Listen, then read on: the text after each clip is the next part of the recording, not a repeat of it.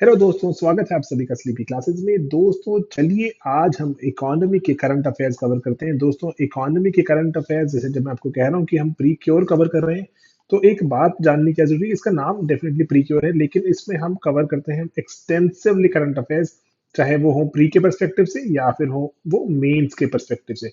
तो दोस्तों आज जैसे तारीख है 24 दिसंबर, तो 24 दिसंबर के जो प्रीवियस वीक में जो चीजें घटी वो सभी कवर करते हैं। थोड़ा एक्सटेंसिव जो करंट अफेयर है इकोनॉमी का, मैं रैपिड इसको अगेन चलाने की कोशिश करूंगा। ठीक है दोस्तों, तो जैसे सबसे पहला जो करंट अफेयर हम आते हैं उसकी तरफ, ये है अबाउट रेलवेज। तो दोस्तों रेलवेज ने अभी नेशनल रेल प्लान लॉन्च किया। तो ये जैसे हमसे मेंस में बहुत बार सवाल पूछा जाता है कि भारतीय रेल के पास क्या प्लान है, इंफ्रास्ट्रक्चर का हमारा टॉपिक भी बहुत इंपॉर्टेंट है। तो उसी में हम यहाँ मेंशन कर सकते हैं कि अभी हमारे यहाँ पर अगर देखें, जो हमारे रेल में जो जो हमारे यहाँ पे रेल में दो तरह से जो चीजें रहती हैं पर्टिकुलरली, एक तो पैसेंजर ट्रैफिक की बात रहती है कि पैसेंजर्स, एंड देन एक फ्रेट। ठीक है, जो जो सामान यहाँ से वहां जो हमारी ट्रेन ले जा रही हैं, तो दोनों की ही यहाँ बात की जाती है।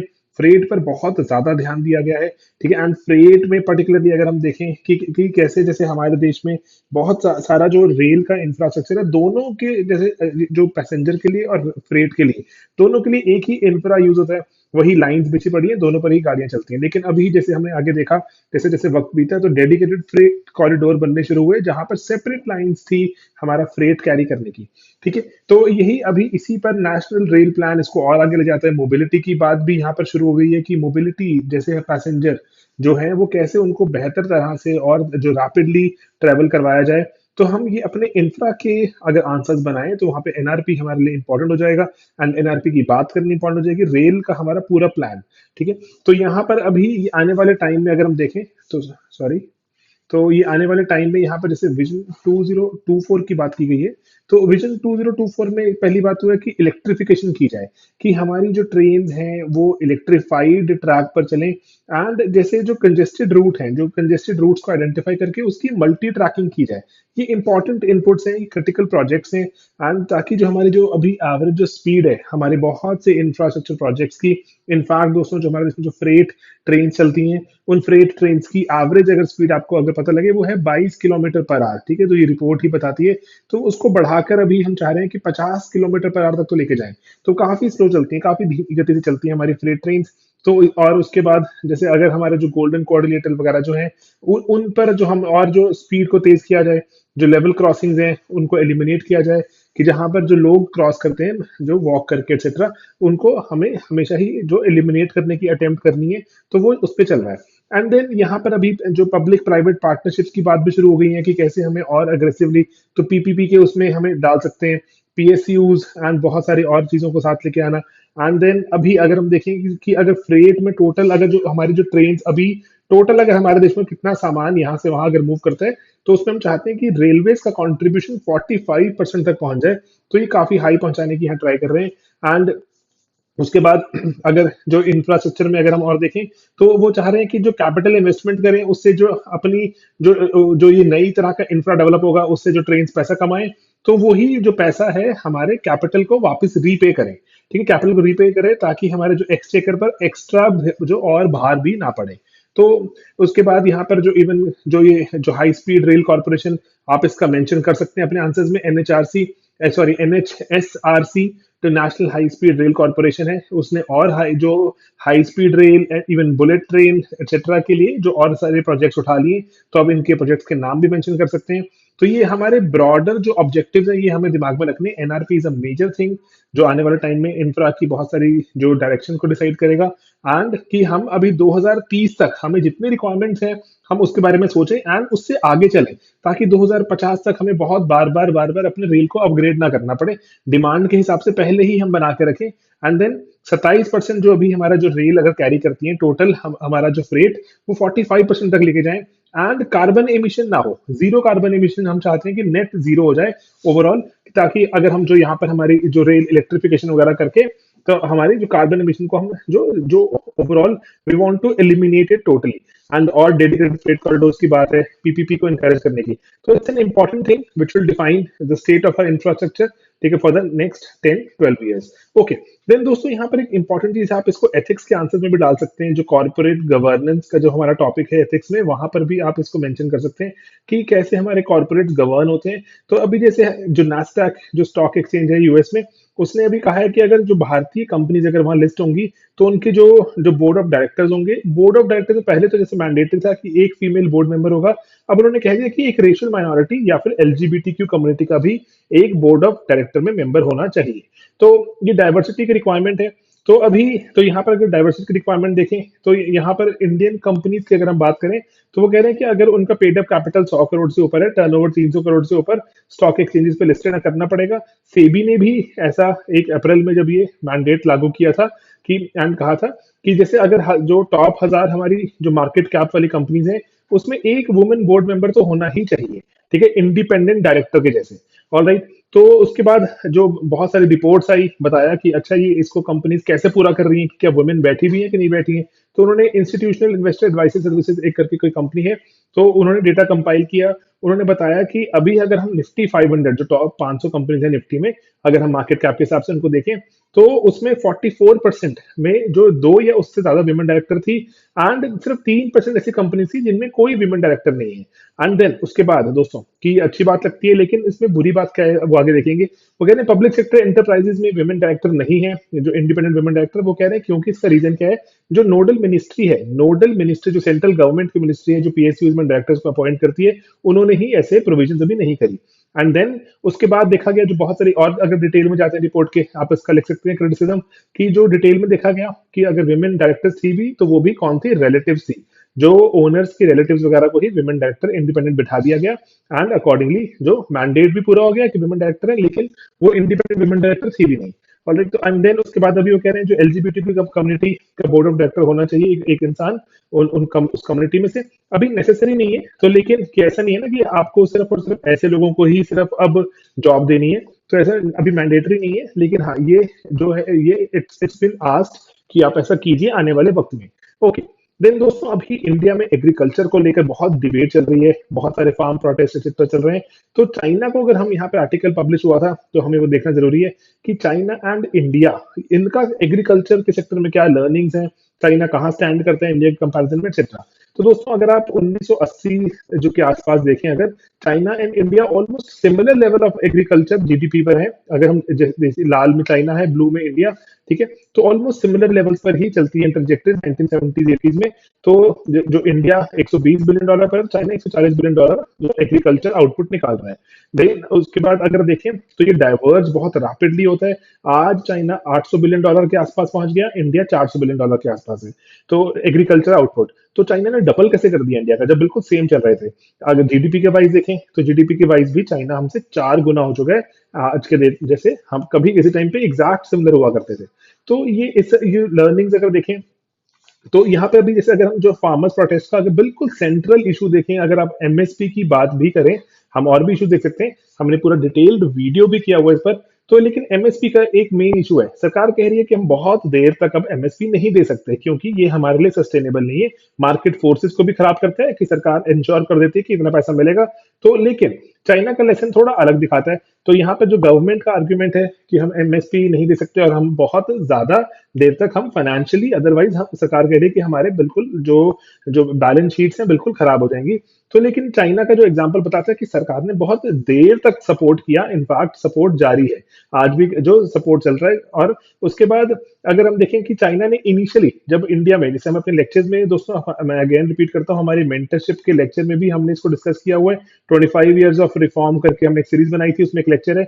मेंटरशिप में 10 लेक्चर्स हैं, उसमें से एक लेक्चर ये लिबरलाइजेशन पर है हमारा लेक्चर, तो वो उसमें आप जाके देख सकते हैं। तो मैं आपको क्विकली यहाँ रिकैप करता हूँ। जैसे जब 19 अगर हम 70s की बात करें, इनिशियल डेज की बात करें, तो जब इंडिया बहुत ज्यादा मैन्युफैक्चरिंग सेक्टर को इंडिया प्रमोट कर रहा था कि हम मैन्युफैक्चरिंग को चाहते हैं, तो चाइना लगा हुआ था अपने एग्रीकल्चरल सेक्टर को प्रमोट करने। चाइना एग्रेसिवली एग्रीकल्चर को प्रमोट करता था।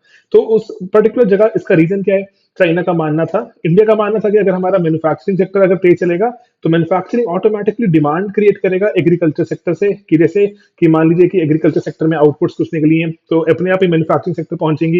मैन्युफैक्चरिंग सेक्टर में जैसे अगर आपने बिस्किट का प्लांट लगा दिया तो ऑटोमेटिकली आपको उसके लिए गेहूं उगाना पड़ेगा, और अच्छा गेहूं उगाना पड़ेगा, ऑटोमेटिकली डिमांड आएगी। चाइना ने कहा लेकिन कि हमारी मेजर जो पॉपुलेशन है वो एग्री पर डिपेंडेंट है, अगर हम एग्रीकल्चर की इनकम इंप्रूव कर दें, इनकी लाइवलीहुड इंप्रूव कर दें, तो अकॉर्डिंगली हम बाकी सेक्टर्स के लिए भी एक मार्केट क्रिएट कर सकते हैं। तो चाइना की स्ट्रैटेजी ये रही।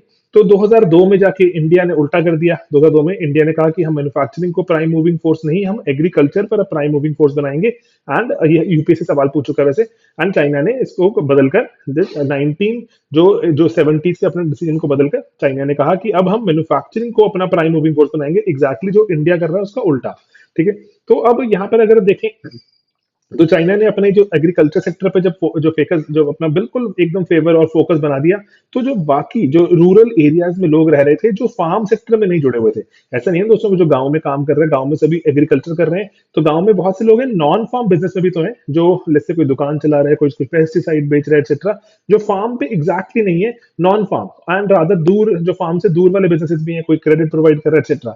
तो नॉन फार्म बिजनेस, कोई स्कूल चला रहा है वहां पर, कोई हॉस्पिटल चला रहा है, तो उसमें एकदम से देखा गया कि बहुत ज्यादा तेजी आ रही है and accordingly additional sources of income outside farming develop होने शुरू हुए।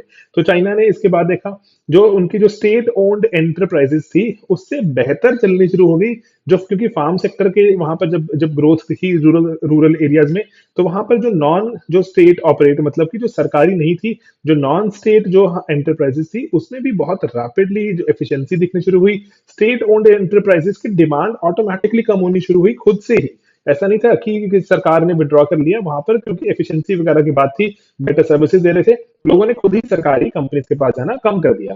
एंड मैक्रो इकोनॉमिक रिफॉर्म्स के लिए और बात शुरू हुई कि क्यों हर जगह सरकार का कंट्रोल है, अब बाकी जगह भी सरकार का कंट्रोल घटाइए ऑटोमेटिकली। जैसे हमारे यहाँ पे उल्टा हो रहा है, सरकार कह रही है कि हम कंट्रोल घटाएंगे, जनता कह रही है मत घटाइए, तो वहां पे उल्टा हो रहा है कि वहां पे लोग कह रहे हैं कि आप कंट्रोल घटाइए क्योंकि हम बेहतर एफिशिएंसी से काम करना चाहते हैं, हमारे पास जो इनकम्स वगैरह है हम उसको बेटर यूटिलाइज करना चाहते हैं। तो उसके बाद अगर देखें तो उसी कारण चाइना ने सिंस अपने एग्रीकल्चर पे फोकस किया, अपने फार्म पे फोकस किया, अपने गांव पे फोकस किया, तो चाइना की जो एक जमाने में 1960-70 की बात करें तो 1/3 पॉपुलेशन थी वो गरीबी रेखा के नीचे थी, वो 2001 में घट के सिर्फ 3% रह गई। चाइना ने मैसिव अमाउंट ऑफ जो अपनी आबादी को जो गरीबी रेखा के ऊपर लेकर आए, गरीबी से बाहर निकाला। तो इंडिया में ये रिफॉर्म्स जो हुए उसके जो इंडिया में जब देखा गया कि जब गरीबी रेखा के लोग ऊपर कब आए, जब जब इंडिया ने जो स्ट्रॉन्ग सपोर्ट दिया एग्रीकल्चर को, तब तब इंडिया में भी लोग गरीबी रेखा के ऊपर आए, क्योंकि दोस्तों आज भी एग्रीकल्चर में मेजरली हमारी पॉवर्टी कॉन्सेंट्रेटेड है। तो इसके कारण से जो स्टेट का सपोर्ट विड्रॉ करना is it a good idea bad idea, तो ये डिबेटेबल हो जाता है। ठीक है, क्योंकि इंडिया आज भी स्टेट जो हमारी सरकार है फूड प्रोक्योर करती है, डिस्ट्रीब्यूट करती है, एंड बहुत से लोगों को इसलिए अगर एमएसपी दिया जा रहा है तो उसको अफर्मेटिव एक्शन के जैसे देखना चाहिए कि सरकार अपनी तरफ से कुछ एक्स्ट्रा सब्सिडी प्रोवाइड करके बहुत से लोगों को जो पूरी इकोनॉमी चला रही है एंड अकॉर्डिंगली हमारे गांव गांव तक पहुंचकर उनकी इनकम्स को रेज कर रही है। ठीक है, तो इसीलिए चाइनीज पॉलिसी मेकर्स के लेसन देखें अगर हम इस आर्टिकल के जो मद्देनजर, तो वो था कि चाइनीज पॉलिसी मेकर्स ने पहले इंसेंटिव्स बनाए, इंस्टीट्यूशंस बनाए, ताकि मार्केट इकोनॉमी की डिमांड खुद से आए, लोग डिमांड करें, उन पर फोर्स ना हो, एंड अकॉर्डिंगली उन्होंने जो रिफॉर्म करते चले गए। एंड इनफैक्ट आज भी जैसे चाइना पे इल्जाम लगता है कि मार्केट इकोनॉमी नहीं है, लेकिन स्टिल ऑटोमेटिकली अब देखिए वहां पे लोग डिमांड कर रहे थे इंस्टेड की इंडिया। एंड देन इसीलिए लेसन है ये लर्न करने वाले, एंड इंडिया इसीलिए कंसिस्टेंटली फोकस करता है कि मार्केट फोर्सेस को हम रोकें, मार्केट फोर्सेस को रोकें। स्टेट जो डिफरेंट तरह से स्टेट ने कभी, जैसे अगर हम देखें जो हमारे इतिहास में देखें तो हमारी सरकार, जिसको अगर हम बोले जो पॉलिटिकल लैंग्वेज में स्टेट कहा जाता है, तो हमारी सरकार ने कभी ऐसे इंसेंटिव्स या फिर आप ऐसा लिख सकते हैं अपने आंसर्स में, ऐसे इंस्टीट्यूशंस डेवलप नहीं होने दिए जो कि ऑटोमेटिकली डिमांड करें, जहां पर लोग कि हमें मार्केट चाहिए। ठीक है, मार्केट चाहिए, एंड उसके बाद सडनली अगर हम मार्केट को ओपन करने की बात करते हैं कि अब मार्केट जो बात बहुत सारे प्राइवेट प्लेयर्स आ जाएंगे, तो accordingly this will be disasters. And again हमें इसीलिए इंसेंटिव एंड इंस्टीट्यूशंस को डेवलप करना होगा ताकि ऐसा हो। एंड आपके सामने ऑटोमोबाइल सेक्टर आपके सामने एक एग्जांपल है, टेलीकॉम सेक्टर एक एग्जांपल है, जहां पर प्राइवेट सेक्टर ग्रेजुअली अगर आया तो उसने एफिशिएंसीज इंक्रीज करी एंड लोगों ने ऑटोमेटिकली जो सरकारी जो सुविधाएं मिल रही थी उसको छोड़ दिया एंड प्राइवेट कंपनीज पर खुद चले गए। एंड देन अभी लेकिन अगर हम देखें भारत सरकार कह रही है कि एग्रीकल्चर से में हमें लेकर आना है बहुत सारे प्राइवेट प्लेयर्स को, तो भारत सरकार की जो थोड़ा यहाँ पर जो जो जो जो पॉलिसी में इनकंसिस्टेंसी नजर आती है, कैसे पॉलिसी में इनकंसिस्टेंसी, जैसे फॉर एग्जांपल भारत सरकार एक तो तरफ कह रही है कि हमारे एग्रीकल्चर को हमें मार्केट फोर्सेस पर ओपन करना चाहिए, at the same time Bharat सरकार प्रोडक्शन लिंक्ड इंसेंटिव स्कीम देती है मैन्युफैक्चरिंग करने के लिए, इसमें डोमेस्टिक फर्म्स को ज्यादा बेनिफिट मिलता है compare to foreign firms, and accordingly हम उनको मार्केट फोर्सेस के लिए जो स्किल से लड़ने के लिए कभी हम मोटिवेट ही नहीं कर पाते, अकॉर्डिंगली उनको सब्सिडीज देते रहते हैं। भारत ने आरसीईपी में जो पार्टिसिपेट करने का प्लान नहीं जो त्याग दिया, क्योंकि मार्केट्स के लिए अभी ओपन मार्केट्स के लिए हम तैयार नहीं थे। And then insolvency bankruptcy code है, वो भी हमने अभी फिर से डिले कर दिया है, ताकि जो हमारी, क्योंकि मार्केट फोर्सेस सडनली ऐसे आ जाती है तो हमारे जो जो प्रोजेक्ट्स अटके हुए हैं उनके दाम बहुत गिर जाते हैं। तो अकॉर्डिंगली आईबीसी जो बहुत स्ट्रांग दबाव था, जो जिनके प्रोजेक्ट्स बिक रहे थे, जो उनके प्रोजेक्ट्स रुके हुए थे उनके प्रोजेक्ट सरकार बेचने लगी थी, तो उस पर बहुत स्ट्रांग दबाव था कि इनको ऐसे इतने सस्ते दामों पे मत बेचिए। तो इसीलिए जो एक तरफ सरकार कह रही है मार्केट फोर्सेस को आने दीजिए, एक तरफ कह रही है कि नहीं हम रोक लेंगे, तो ये थोड़ा जो पॉलिसी में इनकंसिस्टेंसी नजर आती है, इसको हमें सही करना ही होगा। चलिए अगली खबर में चलते हैं।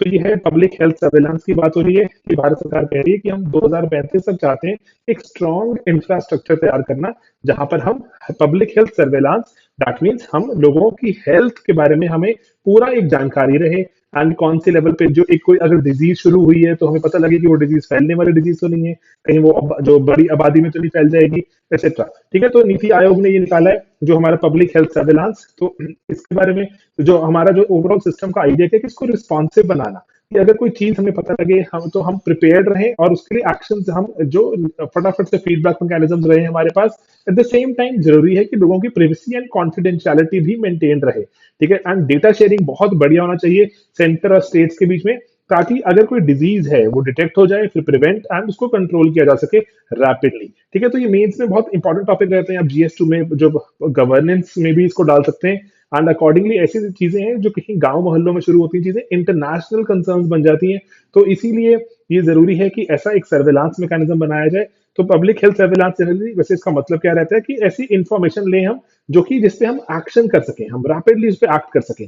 तो इसीलिए एक ये पूरा एक जो cutting across primary secondary tertiary levels of जो हमारा हेल्थ केयर है उसमें करते हुए हम अकॉर्डिंगली वी वांट कि पूरा एक हमारा जैसे लेबोरेटरीज चाहे जितने भी स्टेक होल्डर्स हैं सभी साथ में जो पैरेलली जो 3 टीयर्ड हमारा सिस्टम है, उसमें आयुष्मान भारत भी आता है, उसमें हमारे इंश्योरेंस वगैरह जो सब कुछ गवर्नेंस मैकेनिज्म्स, जो हमारी जो डिजास्टर प्रिपेयर्डनेस, ये सब चीजें हैंड इन हैंड चलें, एंड अकॉर्डिंगली हमारा एक ऐसा एक मैकेनिज्म रहे डेटा शेयर करने का जिसमें हम रैपिड एक्शन ले सकें, इंफॉर्मेशन रहे हमारे पास एक्शन लेने के लिए। ओके, देन दोस्तों अभी भारत सरकार चाइनीज जो जो सामान आ रहा है उस पर कमर कसती जा रही है, एंड अकॉर्डिंगली भारत सरकार कह रही है कि भारत पर बहुत ज्यादा साइबर अटैक्स होते हैं, एंड उस साइबर अटैक्स में बहुत ज्यादा एक इंपॉर्टेंट भूमिका निभाते हैं कि कौन सा सामान यूज कर रहे हैं आप। अगर आपका सामान ही कॉम्प्रोमाइज होता है, अगर आपका सामान ही इस तरह से है जो कि साइबर अटैक्स को प्रमोट करता है, तो सरकार कह रही है कि तो हम कभी सॉफ्टवेयर वगैरह अपग्रेड करके खुद को बचा भी नहीं पाएंगे। तो इसीलिए जरूरी है, सरकार अभी एक लिस्ट लेकर आ रही है कि कौन से ट्रस्टेड सोर्सेज हैं, वो ट्रस्टेड सोर्सेज हैं उन्हीं को ही आप अपने टेलीकॉम सर्विसेज में यूज कीजिए। फॉर एग्जांपल सरकार कह रही है जैसे चाइनीज जो सप्लायर्स हैं जैसे हुआवे, ZTE, इनको हम अपने जो टेलीकॉम एक्सपेंशन से दूर रखें। 5G टेक्नोलॉजी जो हमारी आएगी अभी उसमें हम इन इन लोगों को बिल्कुल ना आने दें, ताकि हम थोड़े साइबर अटैक्स को रोक सकें और अपने देश को और थोड़ा रेजिलियंट बना सके। तो जैसे बहुत ही बढ़िया एक इंफोग्राफिक है, एंड देन इस इंफोग्राफिक में हमें पता लगता है कि जैसे 2019 में जो हमारे देश में सर्ट इन है दोस्तों, सर्ट इन अगर आप देखें तो हमारे सिक्योरिटी इश्यूज में बहुत ही ज्यादा इंपॉर्टेंट चीज है। आप सिक्योरिटी इश्यूज का जो मेंटरशिप हमारे लेक्चर्स हैं उसको जाके देखिए, उसमें आपको सर्ट पे पूरी की पूरी जानकारी मिलेगी। मेंस में सवाल पूछे जाते हैं, आपको आराम से क्लैरिटी होके you can solve those questions. ठीक है, तो सर्ट इन ने हमारे देश में बताया, जो इमरजेंसी रिस्पांस टीम होती है हमारे देश की, तो इंडिया की, तो उसने बताया कि 2019 में 4 लाख के आसपास साइबर अटैक्स हुए। तो लेकिन अगर 2000 अगस्त 2020 तक देखें तो हमें पता लगता है कि वो 7 लाख क्रॉस हो चुका है ऑलरेडी, एंड 1.25 करोड़ का नुकसान हो चुका है साइबर क्राइम्स में। एंड इसीलिए जरूरी है कि जैसे हमारा नेशनल जो साइबर सिक्योरिटी कोऑर्डिनेटर है वो डिफाइन करे कि कौन से हमारे नेटवर्क में जो हमारे जो सामान यूज हो सकता है वो कौन सा ट्रस्ट वर्दी है। ठीक है, जो ट्रस्टेबल है, जिस पे हम ट्रस्ट करें तो हमें हमें थोड़ा रिस्क कम हो जाएगा। तो इसीलिए जो सरकार इसी के लिए जो एक जो कैबिनेट है उसने डिसीजन भी लिया है कि एक ऐसा एक सिक्योरिटी डायरेक्टिव दिया जाएगा जिसमें बताया जाएगा टेलीकॉम सेक्टर को कि कौन से सामान को आप एक डेजिग्नेटेड सोर्सेज से ले सकते हैं, एंड अगर एग्जिस्टिंग जगहों पे यूज हो रहा है तो उसको रिप्लेस करने की रिक्वायरमेंट नहीं है। तो जो रेलिवेंट सॉफ्टवेयर वगैरह अपडेट कीजिए, एंड अकॉर्डिंगली आप जो हमारे जो जो साइबर सिक्योरिटी में जो टेलीकॉम की जो हमारी जो सिक्योरिटी जो कमेटी है टेलीकॉम की, उसके रेलिवेंट डिपार्टमेंट्स के साथ आप थोड़ा सा कोऑर्डिनेट कीजिए ताकि हम साइबर अटैक्स को रोक सकें। भारत अग्रेसिवली जैसे चाइनीज ऐप्स भी बैन कर दी थी बहुत सारी, और उसके बाद जो जो बॉर्डर इश्यूज बढ़े तो 5G रोल आउट में जो हुआवे एंड ZTE को रोक दिया गया।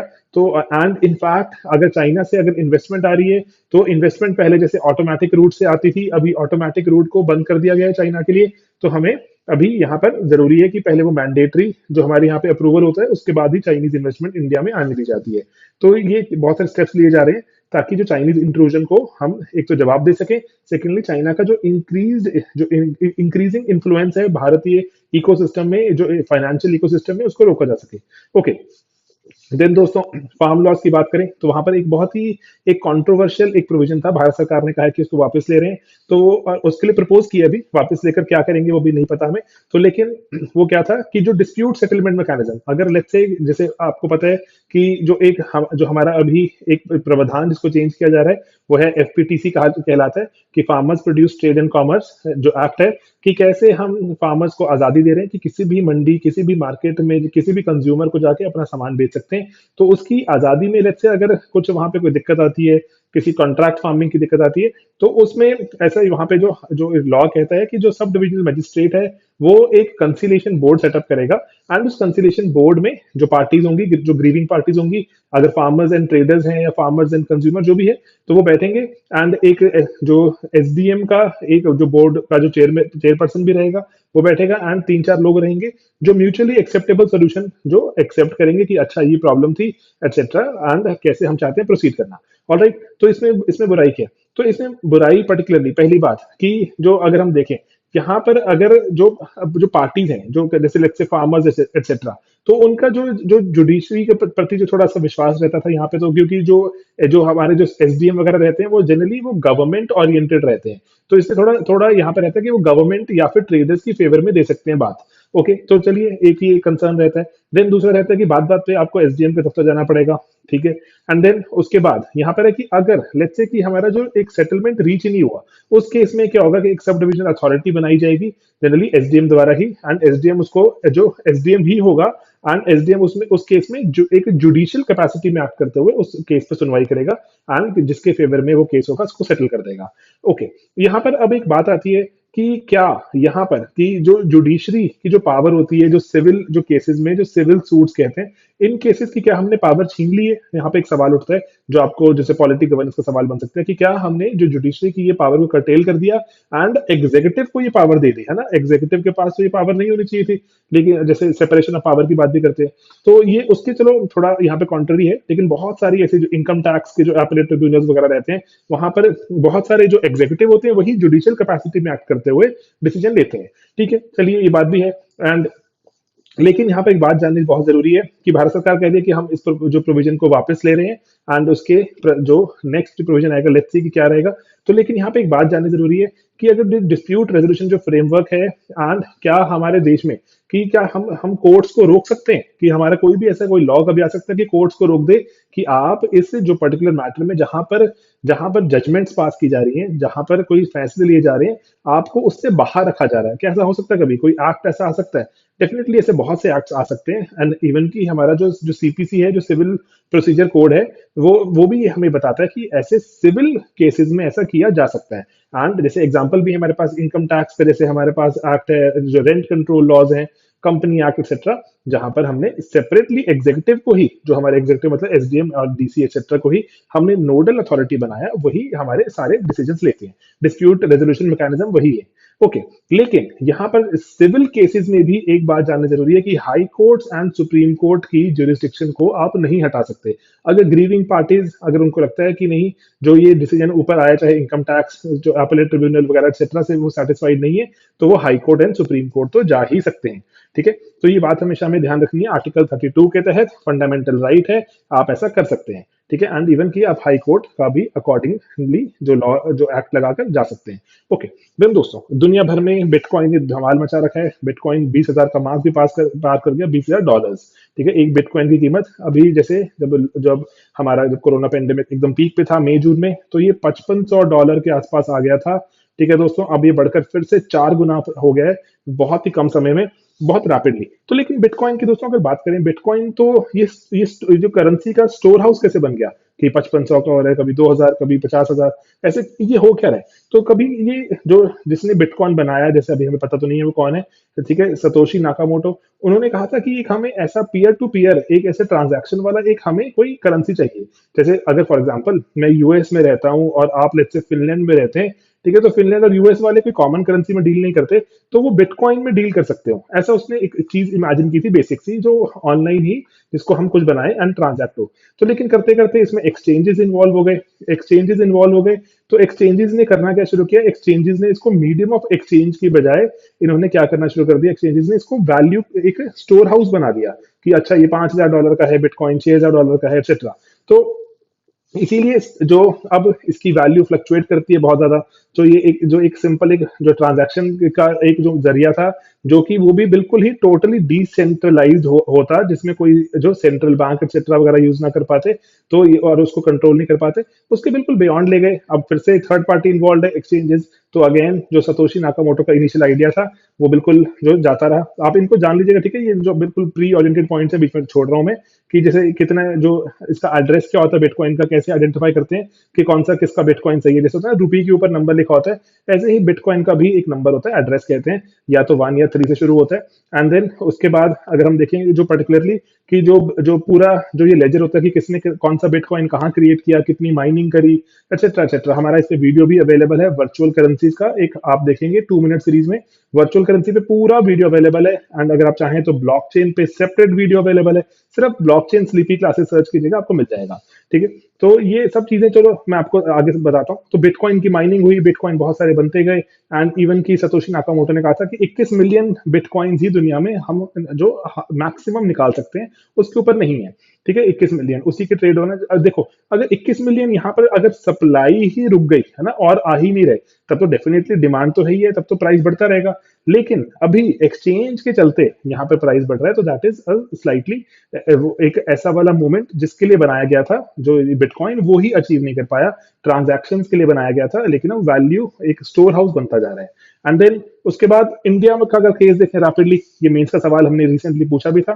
तो इंडिया का जो पर्टिकुलर केस है, इंडिया में बहुत सारे जैसे बैंक्स हैं एक्सेट्रा, ये अगर आप चाहें बिटकॉइन खरीदना, ये आपको फैसिलिटेट करते हैं। नॉट एग्जैक्टली बैंक नहीं बेच रहे, लेकिन अगर आपको कोई एक्सचेंज है जो वो बेच रहा है बिटकॉइन, आप बैंक से अपने for example HDFC bank, ICICI bank, वहां से अपने पैसे डाल सकते हैं एंड बिटकॉइन खरीद सकते हैं। ठीक है, तो ये उसके बाद लेकिन आरबीआई ने कहा कि नहीं, हम बिल्कुल भी किसी भी तरह से असिस्ट नहीं करेंगे। आरबीआई ने इस पर बैन लगा दिया। ठीक है कि नहीं, कोई भी बैंक से पैसा नहीं जाएगा जो बिटकॉइन खरीदने में मदद करे। सुप्रीम कोर्ट ने कहा कि ये ऑर्डर गलत है, सुप्रीम कोर्ट ने इसको कैंसिल कर दिया। अब आप अपने इंडियन बैंक से पैसा ट्रांसैक्ट करके बिटकॉइन या फिर कोई भी वर्चुअल करेंसी खरीद सकते हैं। ठीक है, तो आप इंडिया में अभी हमारे एक्सचेंजेस वगैरह एज सच अभी बनने शुरू हो गए फिर से, तो लेकिन एज सच नहीं है इतने, वो जो बाहर ही एग्जिस्ट करते हैं, लेकिन इंडिया से आप पैसा आदान प्रदान कर सकते हैं, अभी बहुत से लोग खरीदते भी हैं। ओके, तो अब यहाँ पर इन्वेस्टमेंट अपॉर्चुनिटी है कि क्या बिटकॉइन में करना चाहिए कि नहीं। तो ये देखो दोस्तों, ये बिटकॉइन की अगर हम बात करें, कोई अंडरलाइंग या फिर मैं बोलूँ कोई फंडामेंटल, इसकी कोई फंडामेंटल वैल्यू तो है ही नहीं। और कोई भी ऐसा कोई सेंट्रल बैंक नहीं है जिसको अश्योर कर रहा है कि ये रही बिटकॉइन की अंडरलाइंग, इतना मैंने गोल्ड रखा हुआ है, या इतने मेरे असेट्स हैं, इतना डेट है, कुछ भी कोई ऐसे अंडरलाइंग वैल्यू नहीं है। तो एंड टोटली ऑनलाइन एक क्राउड जो ओरिएंटेड, जो कि क्राउड ओरिएंटेड एज इन, क्योंकि जिसका जो जो लेजर है ऑनलाइन, जो बताता है हमें कि कितने बिटकॉइंस क्रिएट हुए कितने नहीं, तो वो जो ऑनलाइन लेजर जिसको हम ब्लॉकचेन भी कहते हैं, वो भी पब्लिक है। तो वो उसके उसी के केस सिर्फ एक सोशल कैपिटल, अगर मैं आपको सिंपल शब्दों में बताऊं, तो ये सोशल कैपिटल जो सामाजिक एक दूसरे की अकाउंटेबिलिटी होती है, उसी पर बेस्ड एक ऐसा एक इंस्ट्रूमेंट है। एंड वो चलता जा रहा है। एंड आप देखिए जो कितनी प्राइस फ्लक्चुएट होती है इसकी। एंड तो it's very very tough to predict कि ये कहाँ किस दिशा में जाएगा, कि वैल्यू का स्टोर हाउस है भी है कि वो भी नहीं है अकॉर्डिंगली। ठीक है, तो इसीलिए सेंट्रल बैंक्स वगैरह पर दबाव रहता है। चाइना ने भी जैसे, और लास्ट टाइम हमने कवर भी किया था, इवन फेसबुक ने भी अपनी वर्चुअल करेंसी थी जो पहले लिब्रा के नाम से फेमस थी, इसका नाम बदल के क्या कर दिया हमने अपने प्री मिक्स में कवर किया था, डीम कर दिया। तो अब वो भी सभी जो बहुत सारी एजेंसीज दुनिया में आ रही हैं अपना वर्चुअल करेंसी लेकर। ओके, तो दोस्तों भारतीय बैंक, अगर हम बात करें भारतीय बैंक्स की, तो वहां पर एनपीए की प्रॉब्लम रहती है। एनपीए को सॉल्व करने के लिए हमने बैड बैंक की गठन करने की बात करी। बैड बैंक क्या होता है दोस्तों, कि अगर आपके जैसे लेट्स से अगर आप बैंक है, मान लीजिए आप स्टेट बैंक ऑफ इंडिया हैं, तो स्टेट बैंक ऑफ इंडिया में आपने उधार दिया हुआ है और आपका वो उधार खराब हो गया। खराब हो गया मतलब कि सामने वाले जिसको आपने उधार दिया था उसने पैसे वापस करने से मना कर दिया, उसका बिजनेस फ्लॉप हो गया, जो भी हुआ, तो आपके पैसे अटक गए। फॉर एग्जाम्पल आपके 100 करोड़ रुपए अटक गए, तो 100 करोड़ रुपए बिल्कुल खराब हो गए। जो मशीनें वगैरह थी, जो लैंड ली थी उस इंसान ने, सब ऐसी ही खाली पड़ी है। तो अब जो स्टेट बैंक ऑफ इंडिया क्या करेगा, कोई उसको जाएगा बेचेगा। लेट्स से उसमें मशीनें वगैरह बेच के 40 करोड़ रिकवर हुए, तो लॉस कितने का हुआ, 60 करोड़ का। तो अभी ये जो जो सारा काम करते हैं ये वाला, कि 100 करोड़ की एसेट की वैल्यू सिर्फ 40 करोड़ रह गई, कहाँ 100 करोड़ अपने पैसे कमा के लाता, 110 120 करोड़ बन जाते ना इंटरेस्ट वगैरह लगाकर, कुछ और बन जाते, अभी वो घट गई वैल्यू। तो ये नॉन परफॉर्मिंग एसेट्स हो जाते हैं, और जब राइट ऑफ करते हैं तो बहुत ही कम वैल्यू रिलाइज होती है, प्रॉफिट एंड लॉस में काफी नुकसान हो जाता है। तो ये जो सेल कर रही है कंपनीज एक्सेट्रा, इनको एआरसी कहा जाता है। ऐसा भी हो सकता है ना कि एसबीआई क्या करता है, एआरसी को ही अपना एसेट बेच देता है, कि ये 100 करोड़ का मैंने उधार दिया था, उस बंदे ने कुछ बनाने की कोशिश करी लेकिन कुछ बना नहीं उससे, एंड अकॉर्डिंगली मशीन लैंड वगैरह ऐसी पड़ी है, आप देख लीजिए क्या करना है। तो एआरसी कहती है चलो हम इसको खरीद लेते हैं, आपके उधार को हम इसको लेट्स से 35 करोड़ पे खरीद लेते हैं। अगर अच्छा चल पड़ा तो अच्छी बात है, हम उसको चला लेंगे कंपनी को। लेकिन अगर नहीं चला तो हम इसको देखेंगे कैसे सेल करना है, अकॉर्डिंगली विल मैनेज। तो एआरसी इसको सेल कर देती है। तो अभी ऐसे ही एक बैड बैंक बनाने की बात हो रही थी, जो कि जितने भी हमारे सरकारी बैंक्स हैं, उन सरकारी बैंक्स के जितने भी एनपीएज हैं, उन एनपीएज को इकट्ठा करेगा, सारे के सारे एनपीएज हम कहाँ डाल देंगे, बैड बैंक में। बैड बैंक जो अपने आप से देखेगा आगे कि किसी एआरसी को बेचना है, खुद रिकवर करना है, एक्सेट्रा, तो सरकार उस पर वापस विचार कर रही है। जो हमारे चीफ इकोनॉमिक एडवाइजर हैं, जो आपका इको सर्वे भी लिखते हैं, भारतीय सरकार जो हमारे प्रधानमंत्री और इवन जो फाइनेंस मिनिस्टर सभी को गाइड भी करते हैं क्या करना चाहिए, वो इनके थोड़ा खिलाफ हैं। वो कह रहे हैं कि इससे बैंक्स को बहुत नुकसान होता है बैड बैंक बनाने से। एंड एक और चीज भी है, अगर आपको मैं बताऊं, अकाउंटेबिलिटी का लॉस भी होता है। अकाउंटेबिलिटी का लॉस मतलब कि अगर लेट्स से कि मैं बैंक था, मैंने अगर कोई बैड जो डिसीजन लिया, मैंने किसी को उधार दे दिया, नहीं देना चाहिए था, तो अब मुझे पता है कोई बात नहीं, उधार दे दो, नहीं वापस आया, एनपीए बन जाएगा, एनपीए बन जाएगा तो हम बैड बैंक को दे देंगे। ठीक है, तो अकाउंटेबिलिटी भी जाती है। तो इसीलिए तो थोड़ा मार्केट फोर्सेस के खिलाफ है ये, कि मार्केट फोर्सेस कहते हैं ना, अगर आप अच्छा परफॉर्म नहीं कर रहे तो आपको और इन्वेस्टमेंट नहीं मिलनी चाहिए। तो लेकिन यही सरकार का अटेम्प्ट है, कि सरकार चाह रही है कि बैंक्स से एनपीएस को हटाया जाए, एंड वो एनपीएस को हटाकर बैड बैंक को दिया जाए, ताकि बैंक्स की जो प्रॉफिटेबिलिटी है, या बैंक्स की जो बैलेंस शीट है, उसको थोड़ा अच्छे से बनाया जाए, ताकि मार्केट में पैसा उठाना आसान हो जाए उन बैंक्स के नाम का। कि हम बोलेंगे इस बैंक में तो कोई एनपीए है ही नहीं, क्योंकि वो एनपीए था, आपने बैड बैंक के नाम पे ट्रांसफर कर दिया। तो इसीलिए तो इससे चीफ इकोनॉमिक एडवाइजर थोड़ा इसके खिलाफ है। ओके, तो दोस्तों बाकी जो एक छोटी छोटी और न्यूज है, कि भारत सरकार ने अभी स्टेट्स की मदद करने के लिए 12,000 करोड़ रुपए रखे थे, उसमें से 10,000 करोड़ रुपए कैपिटल एक्सपेंडिचर के उनको ट्रांसफर कर दिए। ये अगेन दिया गया जो हमारा जो आत्मनिर्भर भारत अभियान था, उसी के तहत कैपिटल एक्सपेंडिचर। एक स्टेट है तमिलनाडु ने इसको नहीं एक्सेप्ट किया।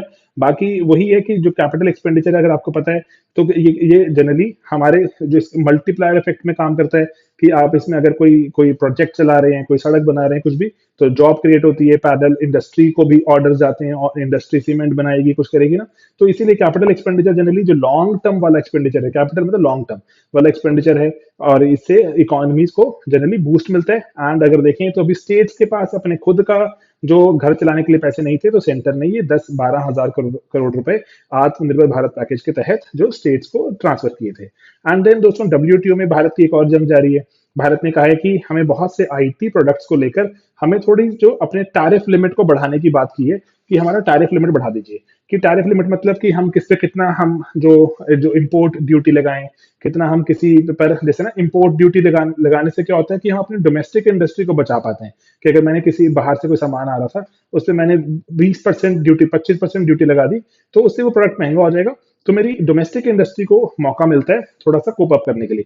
तो भारत ने कहा कि टैरिफ्स को हम चाहते हैं थोड़ा बढ़ाना आईटी प्रोडक्ट्स में, क्योंकि हमें अपनी डोमेस्टिक इंडस्ट्री को बेटर करना है। तो ऐसा किया जा सकता है आइडियली, डब्ल्यूटीओ में ऐसी कोई मनाही नहीं। डब्ल्यूटीओ लेकिन क्या बोलता है कि आपको रीनेगोशिएट करना होगा अपने रेट्स को, उसके बदले आपको कहीं किसी और जगह पे छूट देनी होगी। जो कंट्रीज फॉर एग्जांपल, जैसे अगर भारत ने आईटी प्रोडक्ट्स में अगर इसकी डिमांड की है, तो जो कंट्री आईटी प्रोडक्ट्स की मेजर स्टेक होल्डर्स हैं, आपको उनसे बैठ के रीनेगोशिएट करना होगा उन सब स्टेक होल्डर से। फॉर एग्जाम्पल यूएस, जापान, जो हमारी जो जो ताइवान एक्सेट्रा, जितनी भी कंट्रीज होंगी, इनके साथ बैठ के रीनेगोशिएट करना होगा। एंड अकॉर्डिंगली ये आप इनको कुछ एक, जैसे भारत ने इससे पहले भी किया था ऐसा, तो भारत ने कहा था कि हाँ, जैसे हम चाहते हैं कि हमारे किसी पर्टिकुलर चीज पे हम जो टैरिफ को रीनेगोशिएट करना, तो उसमें बात हुई थी। एंड तो Brazil, Argentina, US, EU, Australia उसके स्टेक होल्डर थे। तो उसके तहत भारत ने अपना जो मिल्क, क्रीम पाउडर वगैरह पे जो टैरिफ कोटा था, उसको जो बढ़ाने की बात की थी। एट द सेम टाइम जो भारत ने जो राइस, मिलेट वगैरह थे, उस पे अपने जो टैरिफ्स को जो घटा भी दिया था। एंड बढ़ा भी, किसी में बढ़ा दिया, किसी में घटा दिया, थोड़ा सा ट्रेड ऑफ करते हैं कि अच्छा, कि हम किसी चीज में आपको थोड़ा छूट देते हैं, किसी चीज में चलो चलो हमारे प्रोडक्ट को आप बढ़ाने दीजिए। ठीक है, तो ये एक नेगोशिएशन के थ्रू चलता है। इसीलिए डब्ल्यूटीओ का पूरा जो आइडिया क्या है कि नेगोशिएट कीजिए एंड दुनिया को थोड़ा सा हम क्या चाहते हैं बनाना, टैरिफ फ्री, कि दुनिया में कोई टैरिफ ना लगाए, एक फ्री मार्केट बन जाए दुनिया। तो चलिए, अभी तो पॉसिबल नहीं है, जब भारत सरकार अभी चाह रही है कि डोमेस्टिक इंडस्ट्री को प्रमोट करना, तो ये टैरिफ फ्री पॉसिबल नहीं है।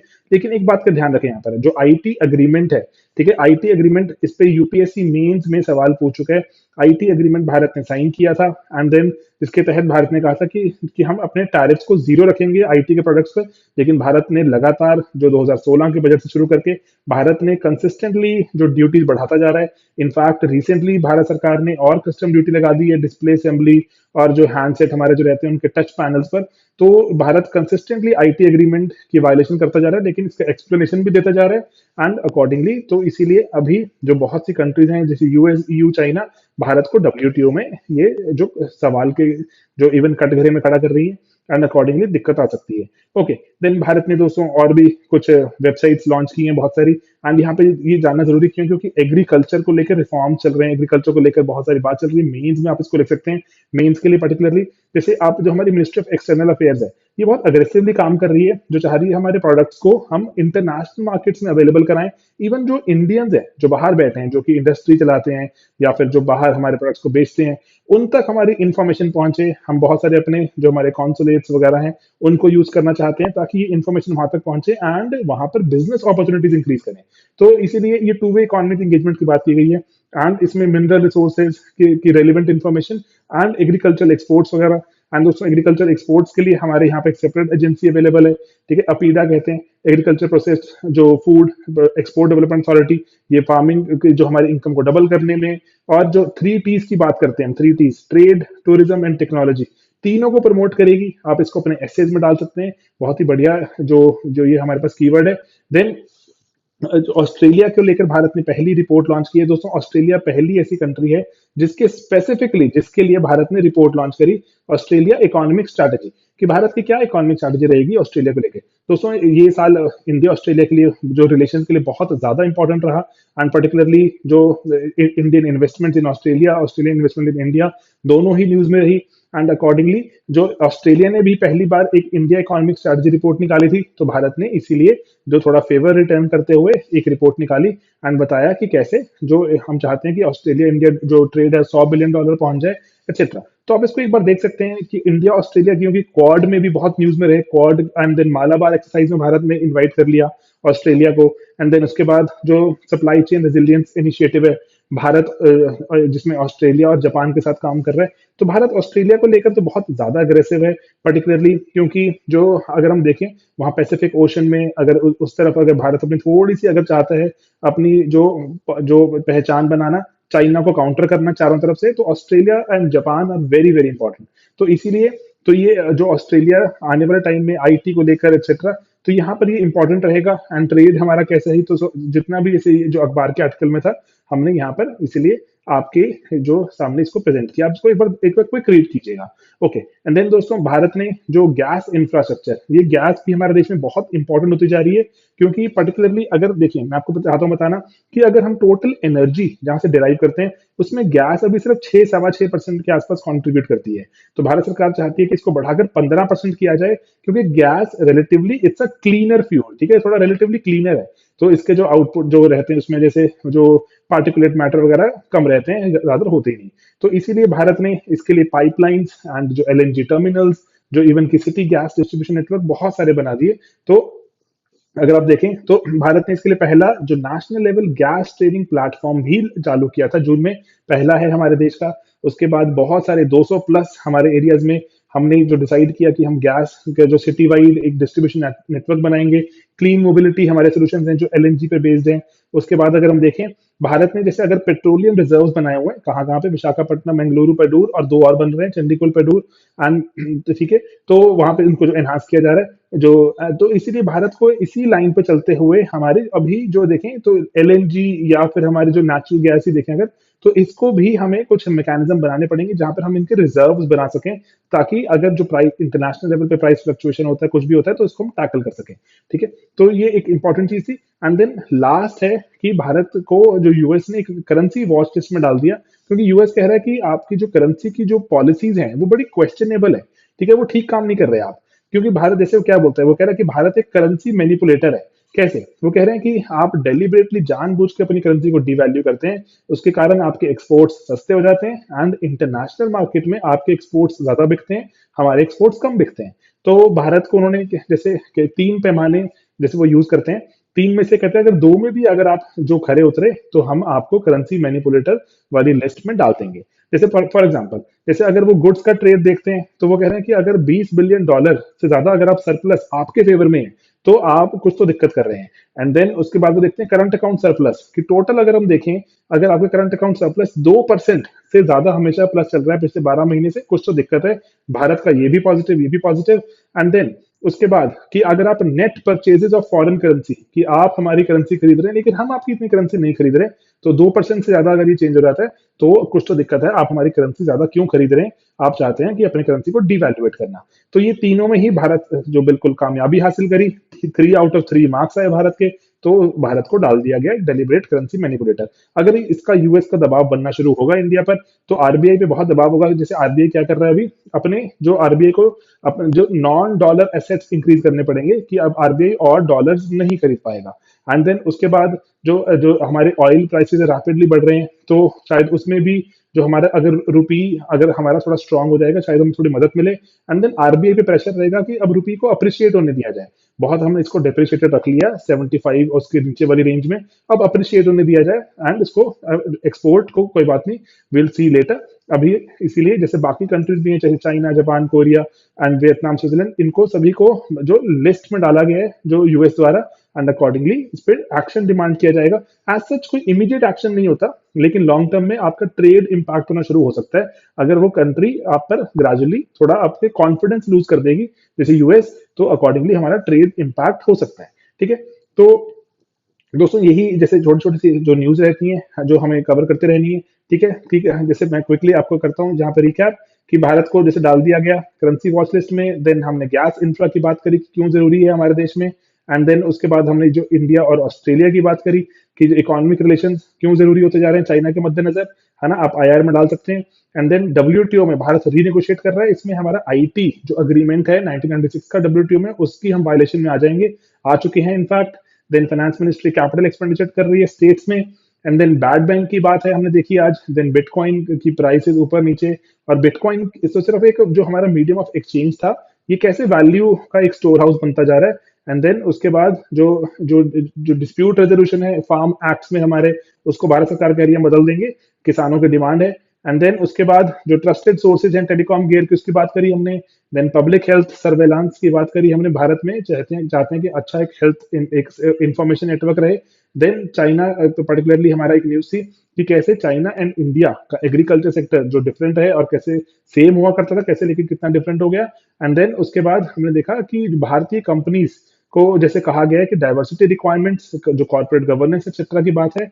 एंड देन अगर हम देखें विजन 2024 लॉन्च किया गया, पर्टिकुलरली जो नेशनल रेल प्लान की बात करी। तो दोस्तों यही था हमारा आज का इकोनॉमी का करंट अफेयर्स, दोनों को ही कवर करता है, प्री को भी मेंस को भी। ये डॉक्यूमेंट्स हमारी वेबसाइट पे अवेलेबल हैं एंड बहुत से और कोर्सेज भी हमारी वेबसाइट पर अवेलेबल हैं। sleepyclasses.com पर आप अगर जाकर देख सकते हैं कि sleepyclasses.com बहुत सारे हमारे कोर्सेज हैं, प्री के लिए, मेंस के लिए, आंसर राइटिंग के लिए, टेस्ट सीरीज है, और जो वेरियस स्टेट सर्विसेज के वहां पे कोर्सेज शुरू हो चुके हैं, वो सभी आप जाकर अवेलेबल वहां पर हैं, आप देख सकते हैं and you can make the most of these courses. ठीक है दोस्तों, चलिए मिलते हैं अपने अगले लेक्चर में बहुत ही जल्द। बाय बाय दोस्तों, टेक केयर।